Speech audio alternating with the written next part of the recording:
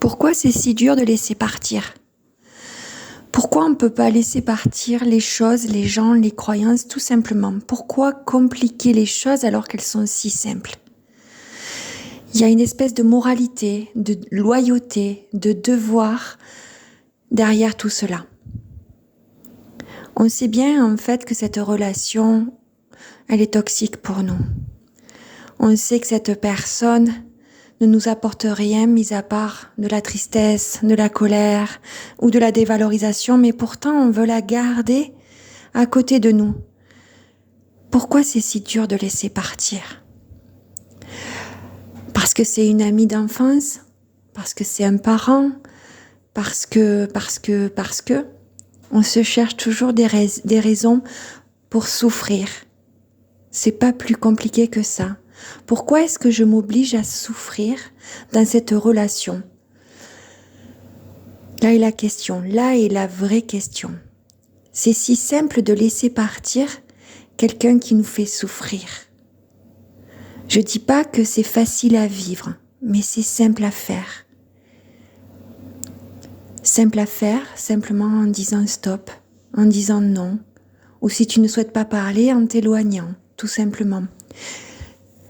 On peut s'éloigner physiquement, moralement, émotionnellement, même corporellement. Ou en se protégeant. On fait comme un cercle de protection autour de nous pour que ces attaques, on va dire, toxiques, ne nous atteignent plus. C'est simple à faire, mais c'est compliqué, comme je disais. C'est compliqué parce qu'il y a une espèce de loyauté, une espèce de moralité qui nous dit « Mais non, mais tu peux pas faire ça. Ça ne se fait pas. » Parfois même, certains ou certaines pensent « Mais que vont-ils penser? Que vont penser les autres, les voisins, les collègues de travail, les gens de la famille? Que vont-ils penser? » En fait, on pense à nous en dernier, et des fois on n'y pense même pas. Pourquoi est-ce que je devrais laisser passer ces jours, ces semaines, ces mois, ces années à laisser cette relation m'intoxiquer, me faire du mal? Pourquoi est-ce que j'autorise cette personne à me faire souffrir? Pourquoi est-ce que je m'autorise à souffrir? Et derrière, pourquoi est-ce que je ne demande pas à avoir le bonheur, la joie, la légèreté, la simplicité? Parce que tout ça, c'est simple.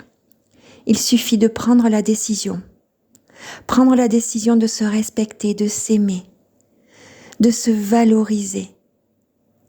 C'est peut-être ta zone d'inconfort, comme on dit, pour toi, d'être valorisé, aimé, tel que tu es, sans rien faire, sans rien dire, juste en étant toi, simplement. Là, je te propose simplement de réfléchir à l'intérieur de toi, donc de ressentir cette relation qui ne te va pas. Elle se situe où? Pourquoi la laisses-tu rester là? Je te souhaite de prendre vraiment soin de toi. Là, j'ai parlé d'une relation, mais ça peut être aussi une croyance. Ça peut être un fonctionnement. Une croyance comme je n'ai pas le droit d'être chef d'entreprise. Et donc, je laisse les autres me dire que je suis en dessous tout le temps. Par exemple,